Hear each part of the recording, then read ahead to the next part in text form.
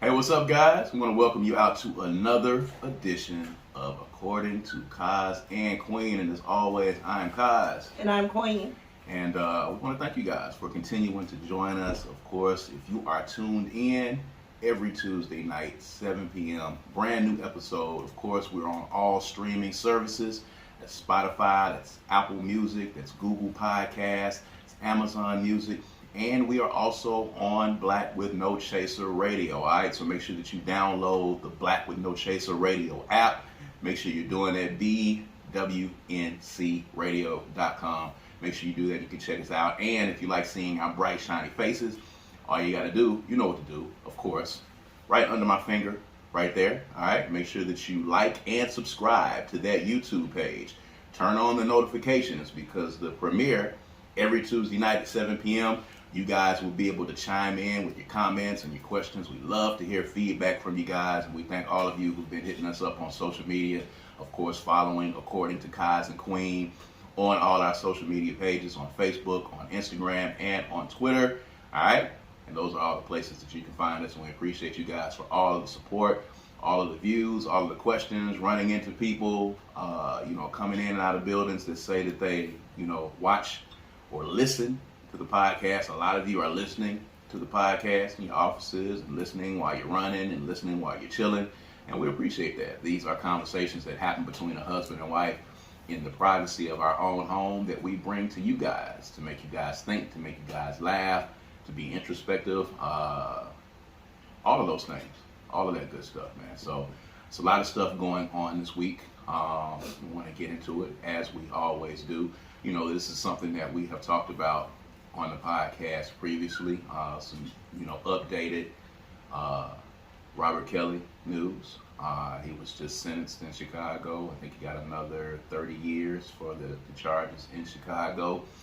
Adding on to what I think he has, I think, ultimately, at the end of the day, they say that, around his 80s, his early 80s, that he will be eligible for parole. Hopefully if he makes it on the inside that long, he may eventually be able to see the light of day at some point. So, we talked about that extensively. You are a reformed R. Kelly fan. I don't know if reformed is the word, I guess. Rehabilitated, reformed. What is it that you're trying to I don't know say? what the word is. I don't think those are the right words. But, what are your thoughts, seeing now that, there's no chance of him really getting out of jail until he's in his 80s? Don't know what will be happening in the world in 30 years and don't know what his quality of life will be at that point. But, this is seemingly finally some closure on the R. Kelly saga that has gone on for so many years. So, just in hearing these updates, what were some of your first thoughts? First, I think he was already serving 30 years and he got 20 additional years, 19 of which will count in the 30 he's already serving. Okay. That's what I think it is. Okay. It's a tough spot for me because anything you say these days, you got to be for or against something else. Like we talked the last time about hard lines. So for me, I feel some pity. I'm kind of sad that he's going to be in jail for the rest of his life, per se. And if Possibly. I say that, then it sounds dismissive to the victims, and I don't really want to do that, because I know that he was wrong and, dead wrong. Like, he was awful. Mm-hmm. So to say I'm sad that he's in prison and he's going to likely not see very much of the rest of the free world. Possibly. Right. So saying that kind of, lends to me not having compassion for the victims or lending my compassion to him and not to the people who he affected their lives. So it's a tough spot for me. But I will say that I do think that R. Kelly deserves to be in jail. I think that he is a predator But I also think that he has mental issues, and I don't think that there has been addressed at all. Right. I don't think there has been any offer to help him heal. If it has, that hasn't been made as public as what he's done. So the part of me who's a healer wishes that he could be healed, or at least given the opportunity to heal. So, I'm kind of walking a murky line there. So it is a long time. We seen some of his reactions to being locked up. Don't know, how he's handling it now. But it can't be, an easy thing for him to come from the world that he comes from, and then to be serving, hard time behind bars, and then now the realization. Now I think there was a lot of anticipation for what the final outcomes were going to be with everybody. I mean, we knew that he was going to jail. We didn't know how many years. Some people didn't think that he was going to get a lot of years. There were still people that speculated that he was going to be able to get out, in a decent amount of time. And I think a lot of those people were kind of being selfish too, at the same time, because I think a lot of those folks were hoping that he could get out in enough time to be able to go back out on the to be able to make some more music, the concert circuit again. And I was saying the other day that even if he gets out at the age of 80,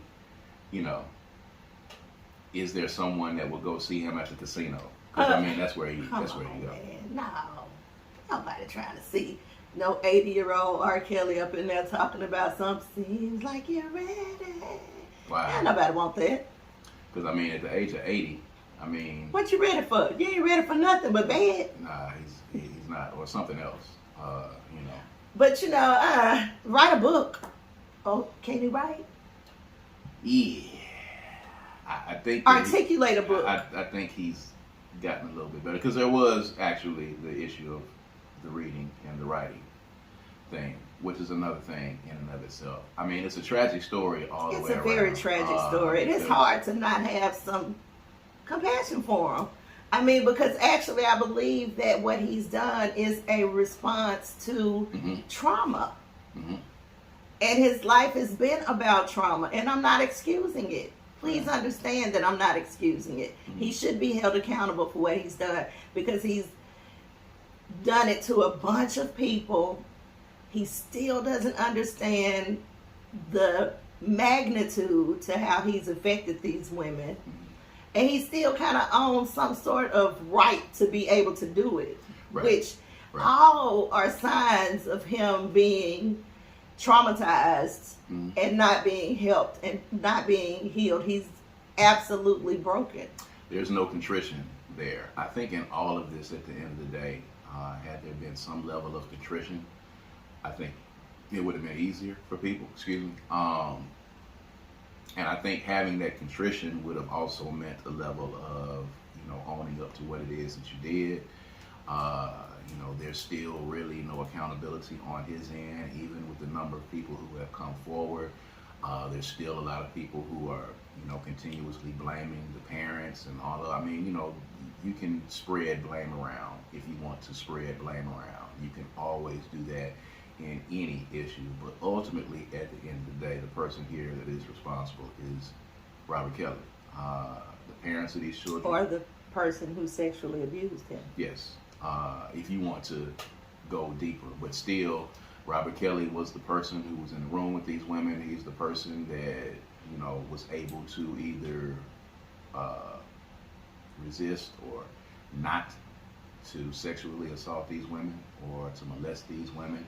He had the opportunity to not, make the video with the 14-year-old young lady that, at the time before social media actually went viral via people's VCR tapes at the time. He had the opportunity to say no. He had the opportunity. He could have made different choices. Could have made a lot of different choices. So if you look back on it, you can see that there was a lot of things probably in his childhood that led to it. And we're going to talk about, those traumas a little bit later on this particular episode. But finally, some closure. Finally, people know how long he's going to be locked up. They know what the end result of this is, and then ultimately at the end of the day, we have an idea of when he may possibly get out. And I hope that there is an opportunity for him to get out. I hope this does not end with him incarcerated or while he's incarcerated. Oh, baby. Yeah, I mean, it wouldn't be cool for him to die in jail. I don't wish that. Yeah, that's harsh, right? That's harsh. Although what he did was harsh, although I'm not in support of him at all whatsoever.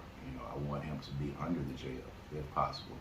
But if the sentencing has already been done and he could possibly, get out, and we'll see what happens then. Maybe the time in jail will be enough time for him to be able to maybe show some contrition. I'm pretty sure that he'll be available for some interviews while he's in there. And let's just hope that the tone of those interviews are different than the one that he did with Gayle King. I think that is what will be most important, because they've taken everything, all of the worldly things that can be taken away from him have been taken away. The money, the fame, the prestige, the women, all of those things are now gone. So, we'll just have to see how it goes from there. But at least this is a chapter that is closed, and probably, we won't be hearing a lot about R. Kelly going forward. But at any rate, switching gears a little bit, I want to definitely talk about this. We always seem to talk about some of your favorites. Yeah, why is that? I don't know, because I like challenging you, because a lot of times you give your favorites a lot of slack, and you give them a lot of leeway. It's called loyalty. I mean, to a fault.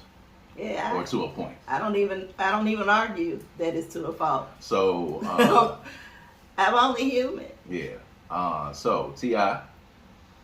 Clifford Harris is saying that he got two things to talk about old Clifford, by the way. But T.I. is saying he's getting ready to release his last album. It's going to be called Kill the King.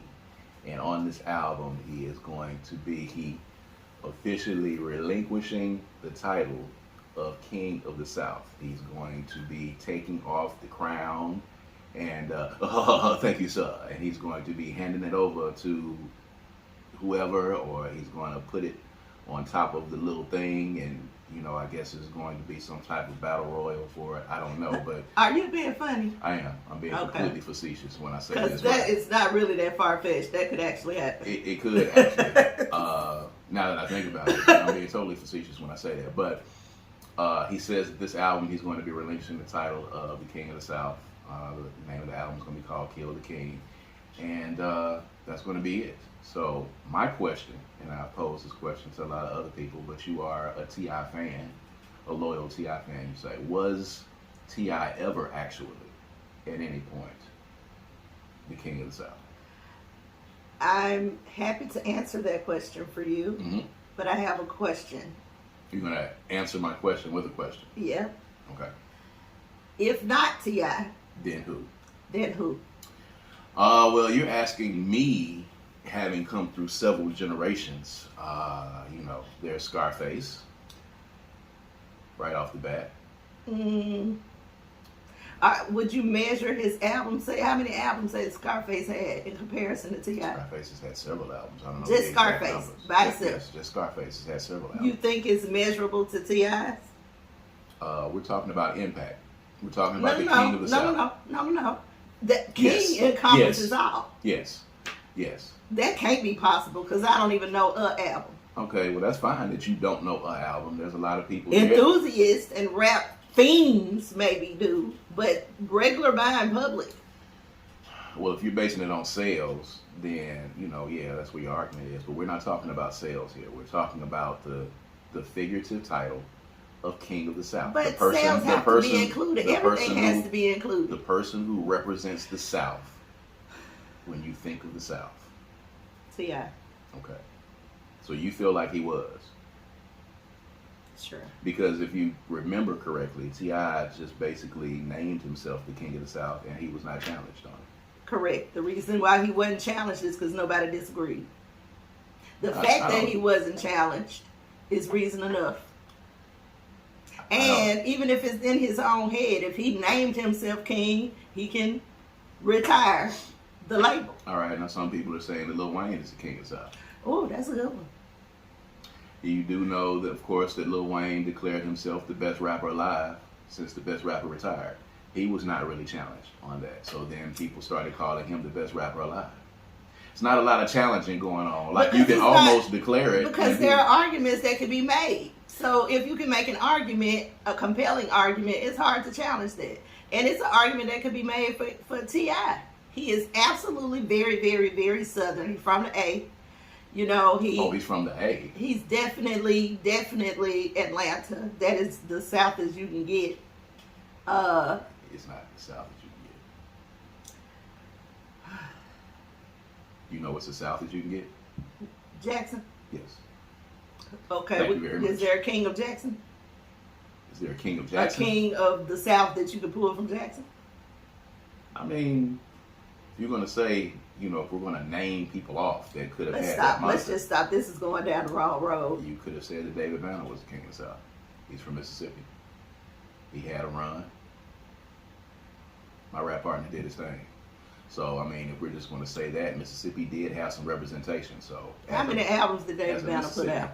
I don't know if I really want to get into this with you at this point, because you are from Mississippi, and I don't expect this type of pushback from you, first of all. Listen, I don't, he had an album called The King. He the King. Because he had an album called The King. Anybody else have an album called King? No. Oh, I mean, well, Crit did. King Remembered in Time. Big Crit. I would venture that this is probably a conversation you should have with somebody else. No, I'm having it with you. We're going to have that right now. This is happening right now in real time for all of our listeners and our viewers out there. For you guys, right now.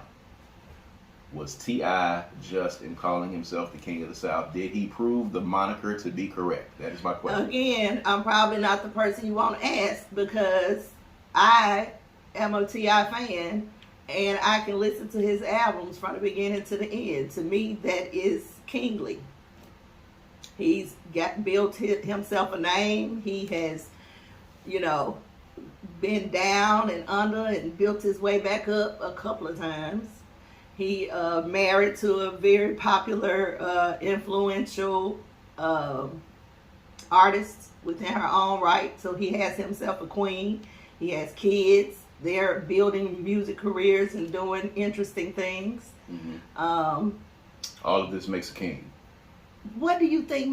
Maybe you need to clarify, because when I think of king, I think of all of that. Yes. Okay, well, that's fair. So what do you think of when you think of king? I mean, I was just really thinking of influence as far as the Southern scene and the Southern hip-hop culture is concerned. You know, some people would name a lot of different people. You know, some people would name Scarface, some people would name T.I., some people would say Wayne. I definitely would not.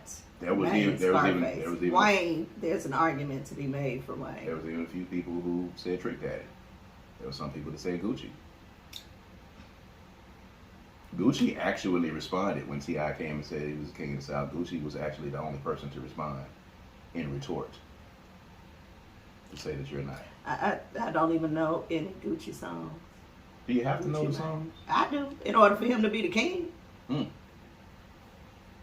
I mean, for that's me, fair. yeah. For you. You know how I know Gucci? Gucci Mane. How? It's Gucci Mane. Gucci Mane. Because he got a fly wife. Okay, well, that's how you know.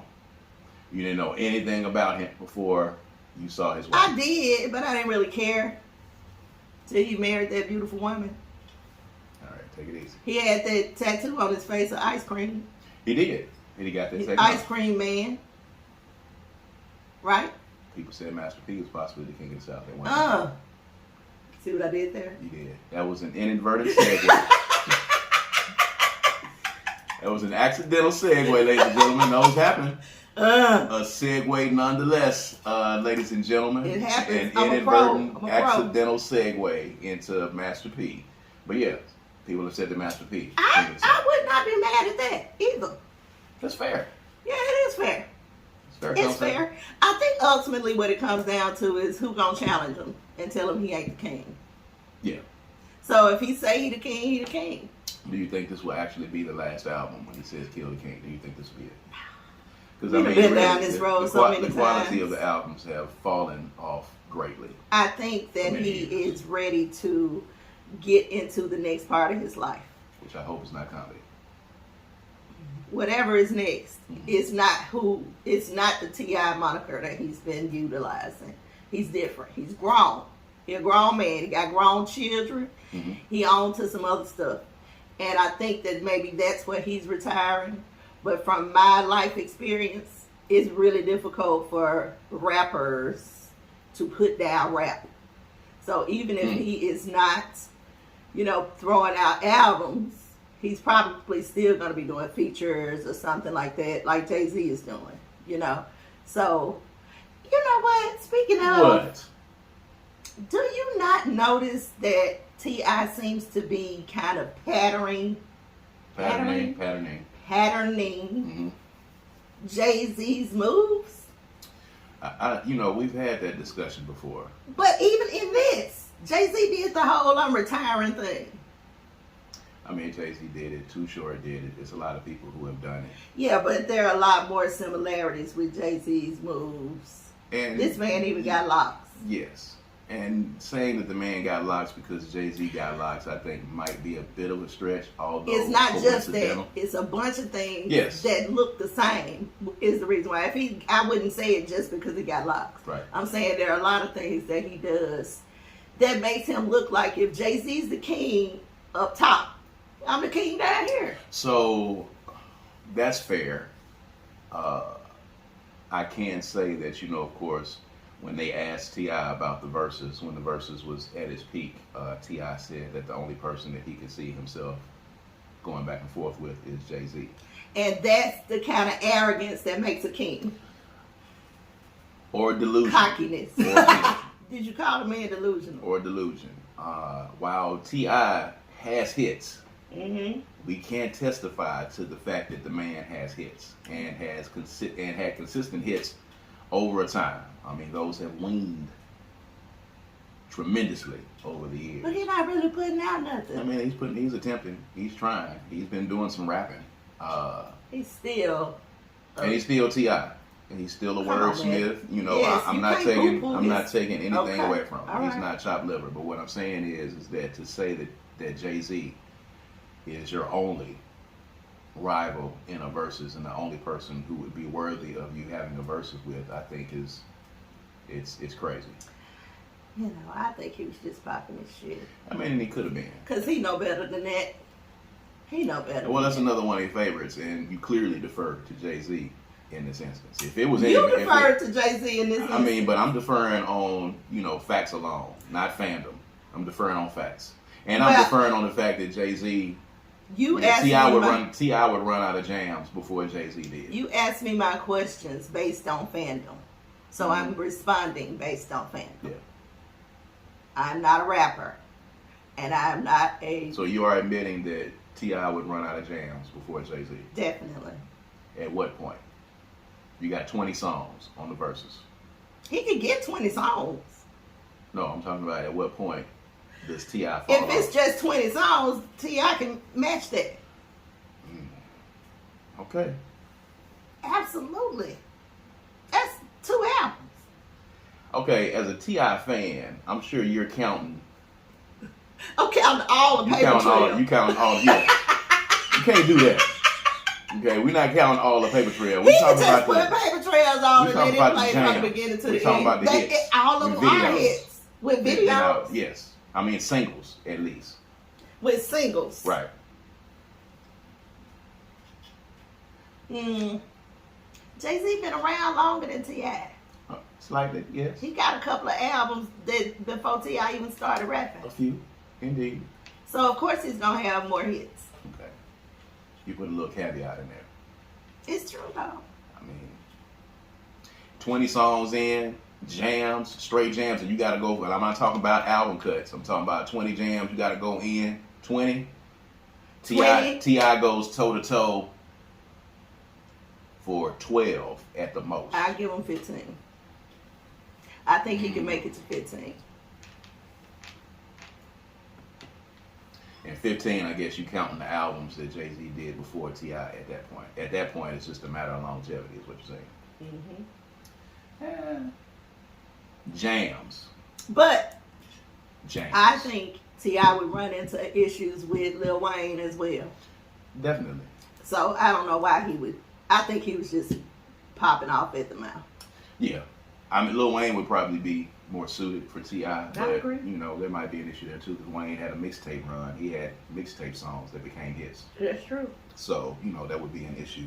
And then they be playing features. Lil Wayne done smashed a good grip ton of Lil features. Wayne could do the hook for Duffel Bag Boy off the rip, and that's a winner. You can count that as a jam as well. Mm-hmm. So, you know, there's that. At any rate, but you know, word is that T.I. and Boosie had a joint album that was about to drop. I'm kind of glad that it's not. I was not looking forward to hearing that. And when I heard that the two of them would be making an album together, there's nothing about that. You know, that made me look forward to that happening. If that's true, because T.I. did not confirm that. Right. So if that's true, that is indication that it's time for T.I. to retire. So Boosie claims that he shelved the album because T.I. told on his cousin, and all of his people, including one of his OG uncles, told him that you can't do an album or release an album with a snitch. Was this T.I. cousin that he's supposed to be Yes, told on? the dead cousin. That's. I just wanted to clarify that. Yes. Yeah. Clarify that. Yes. So that's the question. What's the question? I mean, the T.I. snitching and Boosie not doing the album. You know, what are your thoughts on that? Boosie ain't pulled no album because T.I. was snitching. So you think that it didn't happen? You think No. it just happened? If there was an album and it didn't happen, I doubt that it didn't happen for that reason. Okay. And I think Boosie kind of be sitting around getting high and just kind of just be trying to figure out how to stir up some controversy. You know, I think DJ Vlad, because that's where he does the majority of his interviews. I think Vlad knows how to entertain. Boosie's entertaining. I don't care Most how you definitely. cut it. He's entertaining. And he don't even try to be. He's not. He's just being himself. And there are often times where I don't even really care if he's being exactly accurate with what he's saying. It doesn't matter if he's telling the truth. I don't really care if he's telling the truth or not sometimes, because it's damn entertaining when Torrance Hatch gets on these interviews, because you don't know what's going to come out of his mouth. You do not. I found it interesting because he was having a conversation about his daughter. His daughter came out as gay, of course, and you know, he has notoriously gone after Dwayne Wade's son. He has gone after, you know, the gay community. He is also famous for being the guy who said 2 red bones kissing in the back seat. So he did not have a problem with 2 sexy women engaging in, you know, a gay tryst or whatever the case is. And he's just got a problem with dudes, which is a lot of most homophobes. That is their issue. But he's got a 22-year-old daughter who has come out as gay. He says that the family is going to love on her, but they do not accept the lifestyle, which is just weird. I don't understand how you. But yeah, how you do that. Yeah, how do you love her and not accept the lifestyle? How's it happen? Because a lot of people have said that before, and then you even had some experiences with people that you have spoken to that had family members that say, "I'm not going to support your lifestyle, but you know, we're going to love you just the same." Can those two things actually happen simultaneously? No, not for the person that you're telling that to. Right. Right. For you doing the best you can, I suppose. Right. But for the person you telling that to, you're basically telling them, "I love you, but I ain't down with it, and I can't accept it." How can you love me if you can't accept who I am? Right. That's why so many people are out here living on the DL, because they people make them feel like they can't live out loud. So yeah, I'm not with that at all. If you love me, you have to love all of me. Yes. And whoever I love. That's okay. just what love is. Love doesn't have those stipulations. It's unconditional. Absolutely. And it does not have the stipulations. And it's wild because, you know, she's 22. And then at the end of it, he's like, well, she's grown. She can do whatever the fuck she want to do, which is what he said. But at the end of the day, there's still a caveat to that. So she's still coming to the family functions, and you got to listen to people say, well, we love you, baby, but we not down. Like, can she bring her girlfriend to the house? And then would she want to? Yeah. Would she feel comfortable bringing her partner to the house? And would the partner feel comfortable once at the house? Right. Like, what does that look like? Right. I don't know. It's just really, really weird. I just don't understand how you can say, I love you, but with the asterisk. There are no buts. Yeah. It's really too many, and it's a sad thing, and you and I have talked about this before. I feel bad for people who have to live, in quiet in that way, and have to live quietly and not able to live in their truth, or just be themselves, because that is who they are, and they're not able to do that because of how they will be accepted, because of what family members will say, because of what coworkers will say. Me knowing people who have left the South and gone other places because they were not going to be accepted, here in the Bible Belt. Yeah, they couldn't thrive. And were able to go other places and thrive and just be themselves, because everybody should, at the end of the day, be themselves. And the number of people who have to live quietly, the number of people who have to, live, in an underground kind of fashion deal, whatever it is that you want to call it, they have to live that life because of society's ideals now.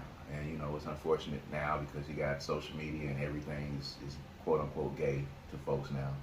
From ordering dessert to smoking a hookah. Smoking a hookah. Did you see that? Yeah, I saw that as well. Eating pie, dessert. What else? Packing a lunch. I saw somebody say if you take your lunch to work, you gay. If you pack a lunch and go take it to work, you're gay. Irresponsible. It is irresponsible, and it just kind of speaks to, the thing about social media. Although it has opened the world up, it's unfortunately opened the world up, if that makes sense. Yeah, makes perfect sense. Because now any idiot with a smart device can display his idiocy for the world and push it out to the world. So, you see these things, and it's just crazy. And sometimes it's a lot of women that are doing it as well. So now there's a list of things. A father was hugging his son as he was teaching him how to cook. And they said, you're going to make him gay. That's going to turn him gay. That's gay for you to hug your son. It's gay for you to show love and affection. I have an issue with the turn him gay anyway. Yeah. How do you turn somebody gay? That's crazy. So irresponsible. People actually think that that's a thing. They really actually think that's a thing. Get out of your neighborhood. Get out of your comfort zone. Touch Experience grass. The world. Yes. Experience other people than the people that's been around you your entire life. Yeah. Because that festering sore of information that you have, and homophobia, that is not reality outside of your neighborhood, right? Outside of your city. Mm-hmm. Get out, go somewhere else, branch out, and see that there is more to this life than what's in your comfort zone. Social media is not a real place. Social media is not a real place. Social media is not a real place. Social media is not a real Get out into the world, and I guess this term is just stuck in my head because I saw it on social media, but get outside and touch grass and touch the earth. What's the term called? Is it grounding? Grounding or Yes. earthing. Or grounding or earthing. Get out and ground yourself. Touch grass. Get in touch with other things that are going on in the world. It's 2023, so homophobia in and of itself is passe. So, that's a ridiculous thing. But, we'll see how that comes out, with Boosie and, his T.I.'s a snitch. I'm surprised T.I. gave it so much energy. I don't know why. T.I.'s going to give it energy. He has given energy to things that he should not have given energy to. This is one of them. This is one of those things. But, with him, he ready for whatever. Having come from the streets. Somebody better tell him, hey! Having come from the streets, having been locked up, haven't really actually been out here and done it and being, certified in the streets, being called a snitch is a very serious thing. That's a serious so, thing. He is Photoshop, not Photoshop. He is Posted. screenshotting and posting paperwork. That's a big, huge thing now, social media now. Receipts. Everybody is posting Receipts. the paperwork. That came from the reality shows. Yeah. That's where that came from. So, but I don't even understand how what T.I. has posted is relevant to the allegation. Because on the paperwork, it will, denote what your statement was. Oh. So when your statement at that point, in discovery, it will. So T.I. basically did it. Yeah, so he's basically saying, here's my paperwork. You can read now and you can hear and see what I said, actually, so you can see that. If they're working on an album, why wouldn't Boosie bring that to T.I.? That's the crazy part. Like, that's a conversation that y'all would have had at some point. Yeah, like as soon as OG Uncle said what he said, right. The next call should have been to T.I. Right. Like, dude, I have a problem with this. What's up? Mm-hmm. And now that T.I. has responded in a very magnanimous fashion as he does, so now you got to see what's going to happen, because Boosie's a fool and he's going to respond, and there's going to be some back and forth. So yeah, but it's been too long. Boosie would have responded by now. They may have had a conversation, and hopefully they have had a conversation, and it doesn't really go any further than that, though. But at the end of the day, understand and know what the real definition of snitching is, first of all. And if you do know that, and people that understand what that is, what is and what isn't.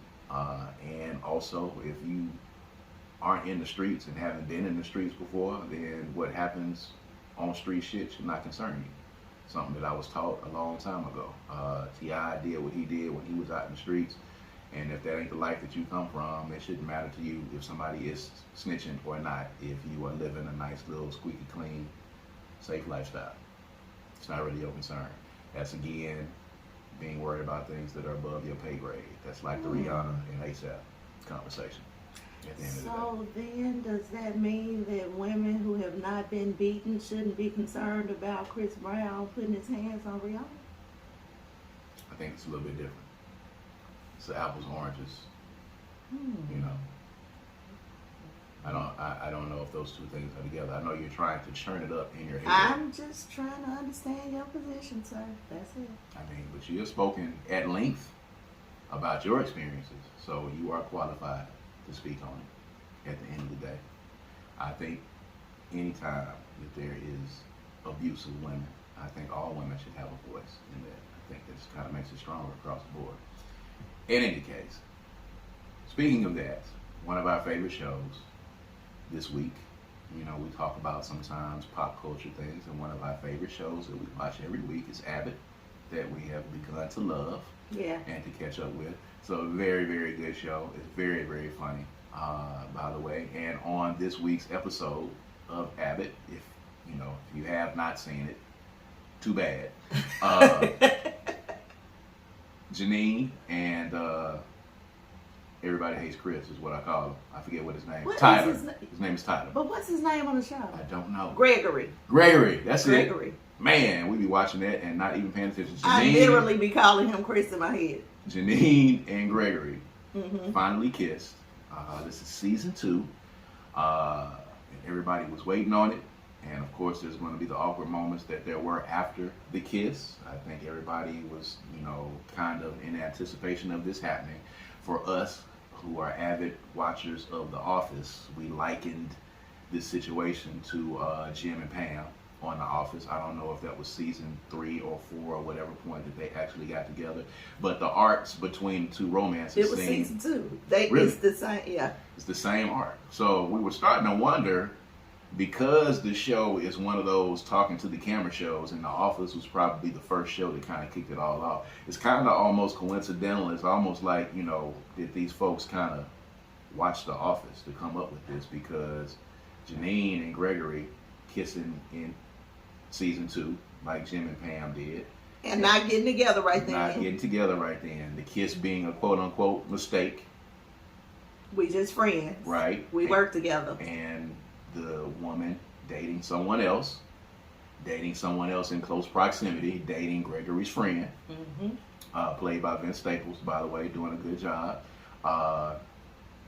And And then the end of the show where the one walks off and the other one turns around and looks, and then the other one is gone, and that kind of thing. Will they, won't they? And then getting in the teacher's lounge, and then, you know, some people hooked up and everybody looking up and looking crazy and nobody really knowing what happened at the end of the day. So it was kind of weird because it's not a shot for shot, but very close. It's very close to Jim and Pam.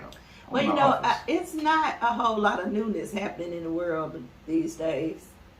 And for what she's doing, I don't know her real name, but Janine, the writer, whatever she's doing, there's a formula that's already created and it works. The Office was on the show on TV for 9 seasons and it's still on TV.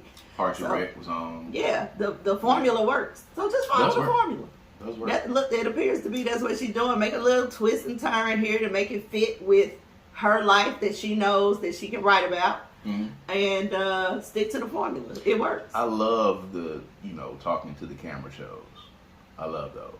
Those are always funny to me when you're getting the reactions. The reactions of the characters in show as if they are recording. The whole thing with The Office, at the end of the day, you didn't really realize until they got like into season 7 when they started showing actually the documentary team behind it, and they were getting ready to show it. You forgot at some instances that they were recording a documentary because it didn't tell you that from the very beginning. Yeah, right. We didn't know. We didn't know it until the end, which is really, really cool.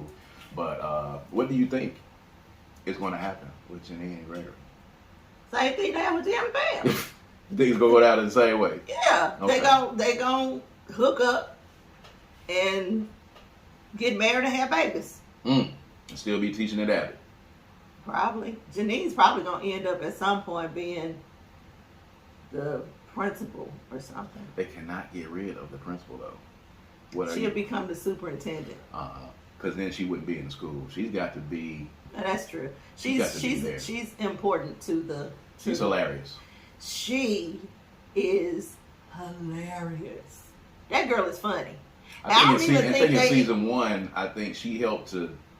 I don't think they expected her to be a favorite the way she is. She is definitely getting more lines now than she did early on in season 1. Yeah, clearly she, Janine is supposed to be a focal point, but she jumped out the box. I think the janitor did the same thing too. I think he subtly slid in, with his quirky little comebacks, and I think he ended up, because now he's in the actual credits in the beginning, and he wasn't at first. So kind of like Donna on Parks and Rec. Kind of like Donna in Parks and Rec, the same thing, which is incredible. So we're going to see what happens with that, man. Abbott is one of our favorite shows.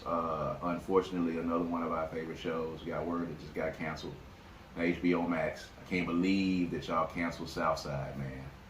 I can't believe it. So far, season 3. I mean, not so far, but season 3 was not at all on par with the first 2 seasons. Not at all. So I'd actually prefer that they shut it down if we got to watch more of season 3. A lot more social commentary in season 3. The laughs were not there. The organic. It turned into Atlanta.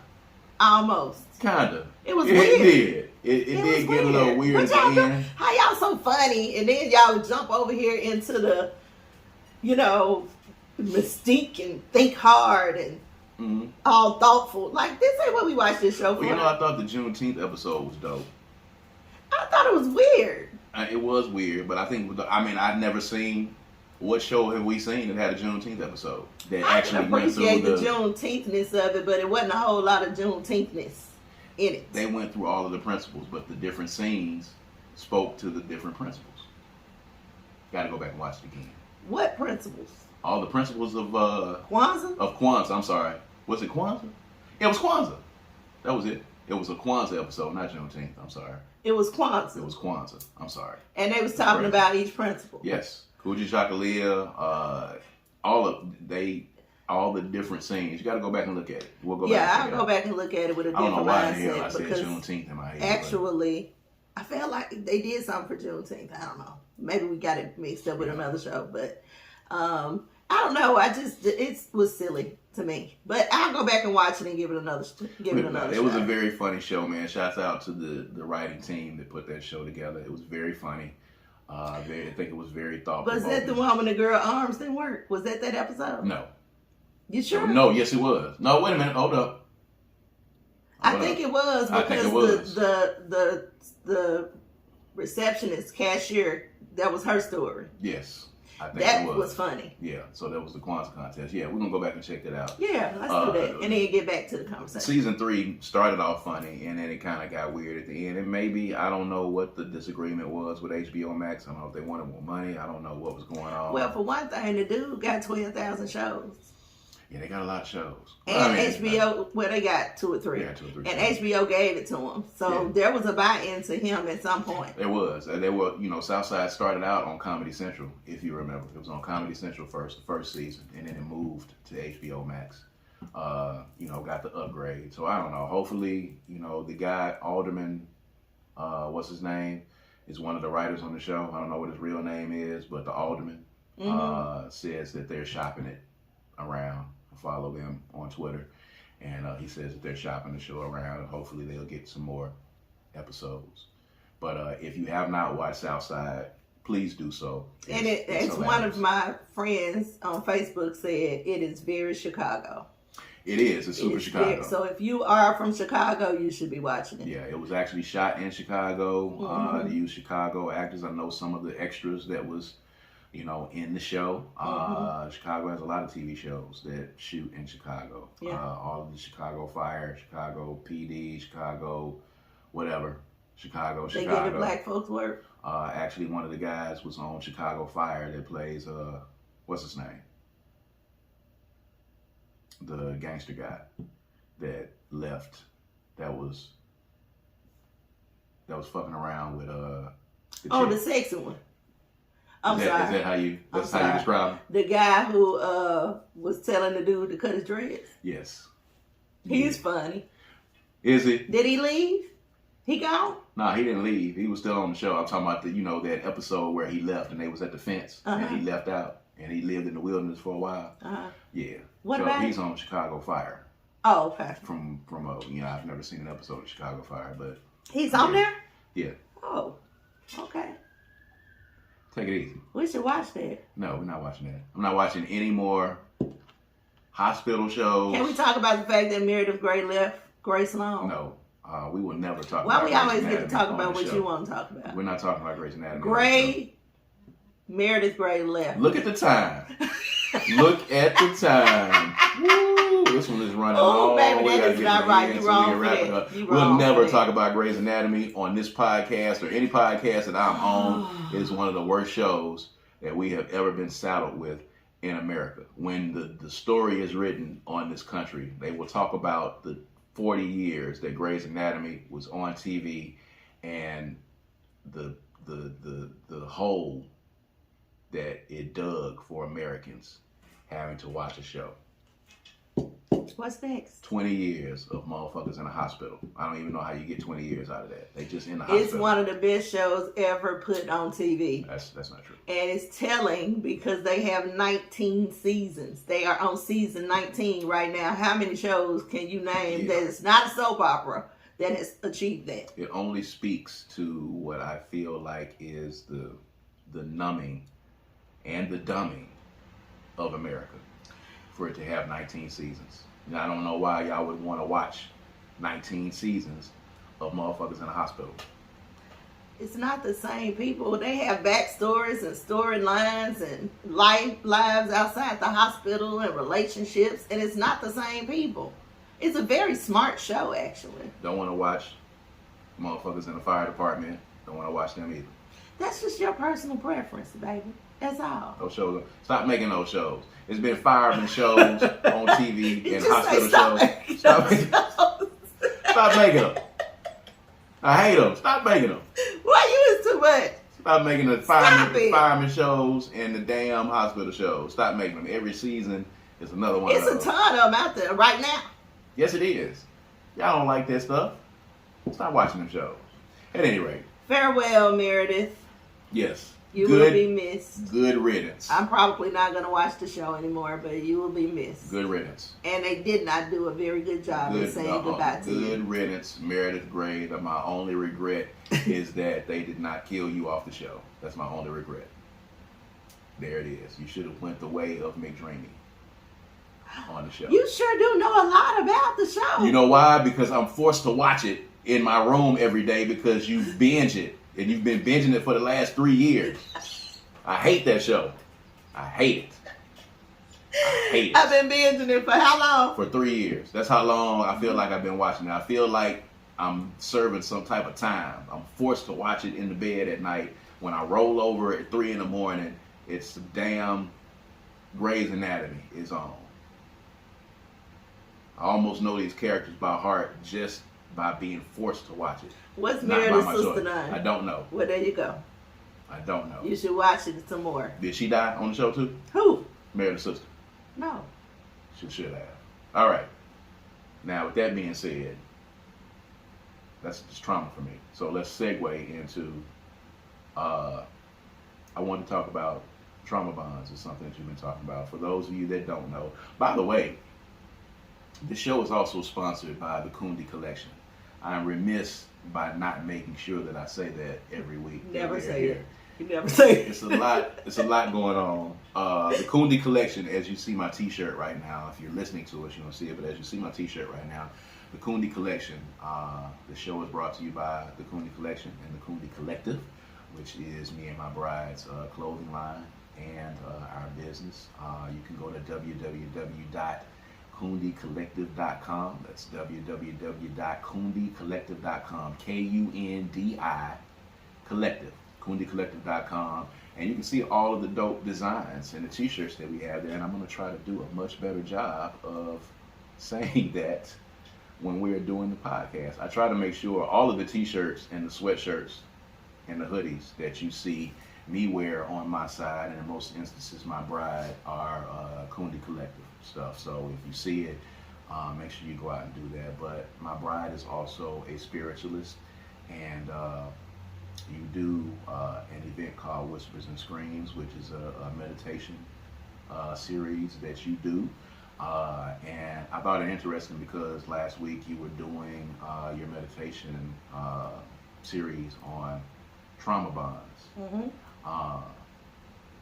And I found it to be interesting because we've had conversations, of course, between a husband and wife in the comfort of our home about, trauma and triggers and those kinds of things, and working through a lot of stuff that we have been dealing with, and even in conversations and arguments that we have had. Yeah.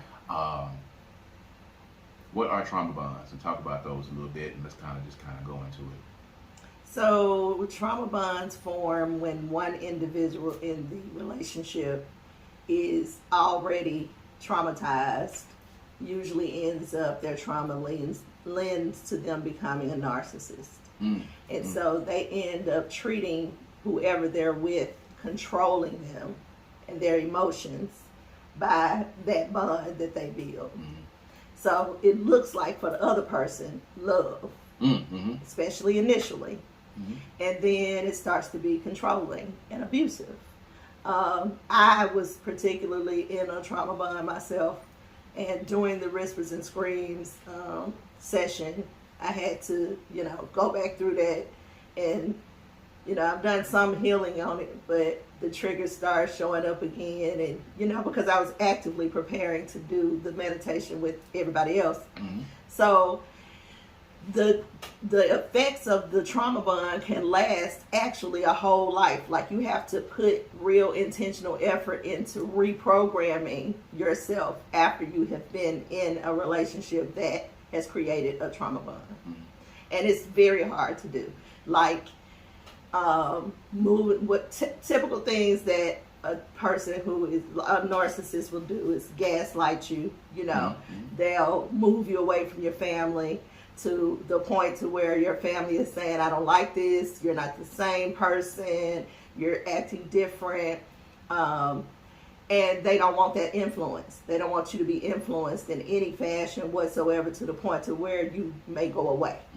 Tina Turner, that was a trauma bond, So, and that was a very realistic. Bobby and Whitney, trauma bond. Blueface and Krishan. Trauma bond. Yeah. And I'm not sure that she's not the narcissist in that situation. I haven't really paid a whole lot of attention to them. But what about it was interesting to you? I mean, because you see a lot of these relationships where people love hard on each other, and then of course a lot of these are celebrity relationships. And because we are in this social media age, a lot of people have a really jaded sense of what love is. And they've got a really jaded sense of what relationships are. And they don't understand how much work actually goes into it. And they don't understand that sometimes what they feel like is love is not actually love. It's a sense of a trauma bond, or a sense of something that you feel like, has to be there. Well, let me read this so that I can make sure that I hit every point. Okay. Trauma bond. This type of toxic bond occurs when abusers alternate between creating highs and lows within the relationship. They create them, the highs and lows, and offers reward or punishment as they deem it necessary. They will train the victim that happiness is solely dependent on how well they can serve and please. Such a narcissistic thing. The bond can long outlive the relationship, leaving the victim craving comfort from the very person who hurt them. It's so real. It's so real. It happens in a whole lot more relationships than one would think. It does. And I think in any of these relationships, whether significant others or married couples, or boyfriend and girlfriend, baby daddy, baby mama dynamics, a whole lot. People sometimes don't recognize what this is, and they mistake love for it. Sure. And I think that's probably one of the spots that we're in this world right now, especially in our community, with people mistaking love and it being something else, and staying together and thinking that is love, or purporting it to be love because that's what you have broadcast to the world. I can remember watching Bobby and Whitney, and how people were like, oh, this relationship goes. I want to be like Bobby and Whitney. They're going to stay together regardless of what people say around them, regardless of, how bad it looks, regardless of how bad Whitney looks, regardless. They're going to stay together, and they meant for each other, and blah, blah, blah. And really, it was actually people around them telling both of them that neither of you are good for each other. Yeah. And I think, Bobby has kind of spoken to that maybe as he's gotten a little bit older and lived a little bit of life. But neither of you are good for each other. Krishan and Blueface, neither of you are good for each other. Y'all are together solely, I think, in the instance, those people that stay together because everybody doesn't think we're supposed to be together, and we're not going to prove them right. We're going to prove everybody wrong, and you're actually forcing yourself into a situation that I think that's why Bobby and Whitney stayed together. Oh, that's absolutely but why I they think stayed that Krishan and Blueface actually are traumatically tied to each other, and they don't recognize reality for themselves. Because they young, they have no life experience.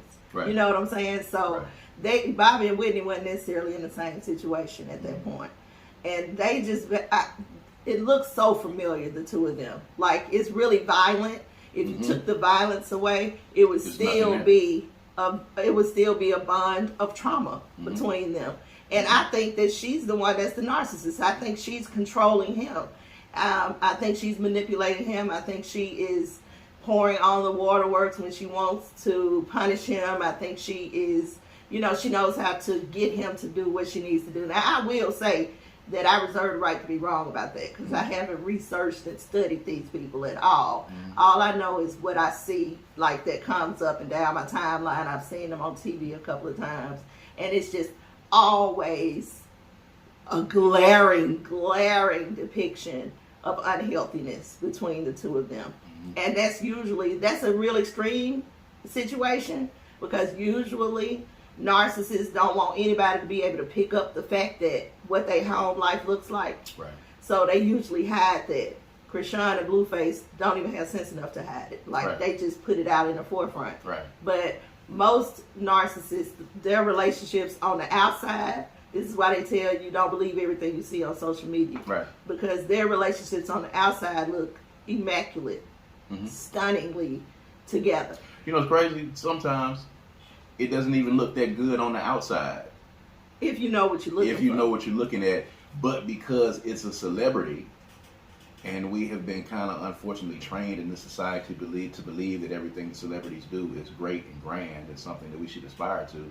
People see it and they still say, you know, there are people who still say, oh, I love how Krishan and Blueface love each other. It looks like this and it looks like that, but they really there for each other and they really loyal for each other. No, that's a traumatic bond. They are, you know, bonded together in trauma. They're bonded together in hurt, pain, whatever the case it is. And if there's abuse of any kind, you can almost assuredly say that there's a trauma bond there. Right. Because the abuse usually comes from the victim getting outside of themselves and not doing, saying, being what that other person needs them to be. Right.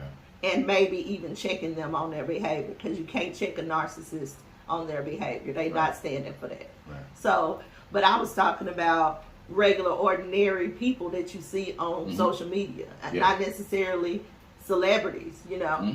A lot of people are involved in that situation. And then it leads to a whole bunch of other stuff, you know, trying to fix the relationship or trying to please the other person. Where we talked one time on this podcast about a girl, I can't even remember who it was, participating in a threesome and didn't really want to.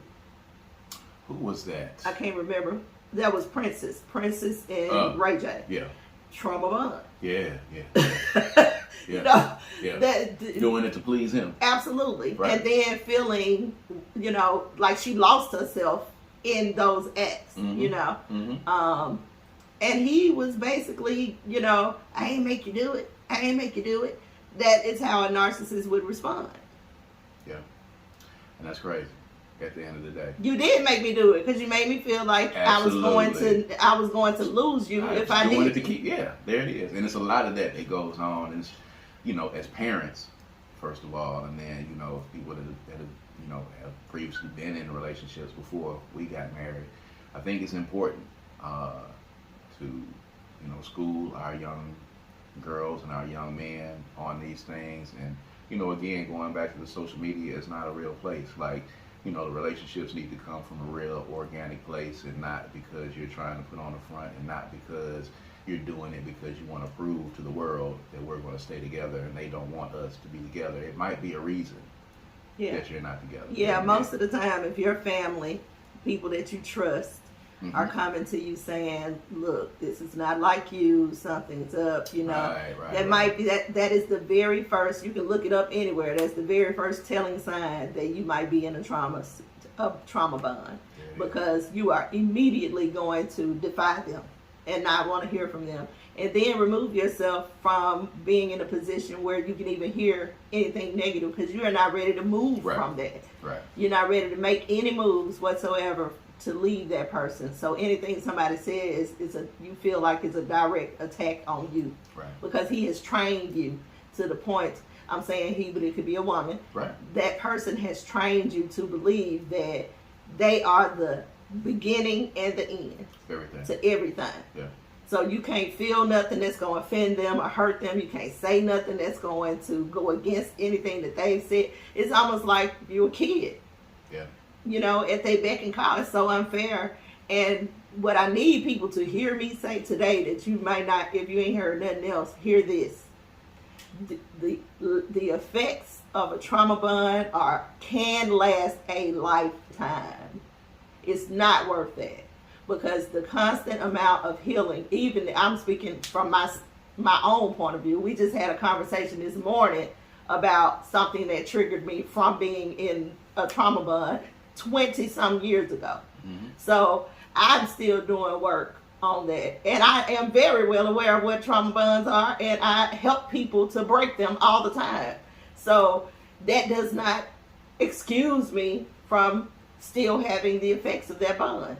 And if I had to do it over again, I wouldn't, because it ain't worth it. I got some beautiful things that came from the relationship, but putting myself in that situation was horrible. And it was like ding, ding, ding, ding, ding on the list of red flags for trauma. Like it hit everything. Yeah. And most relationships do if you're involved in a trauma bond. So we're gonna, as you're doing Whispers and Screams, we're gonna definitely try to talk about those things on the podcast. But the next one in our Own Your Power series, which is going to be Thursday, March the 9th, is going to be on self-sabotage. Okay, and we'll talk about that the next time we come back to the podcast. So, boom. At any rate, thank you guys for joining us. Of course, this has been According to Kaz Queen, and as always, I am Kaz. And I'm Queen. And we're going to see you guys next time, all right? Peace and power. Peace.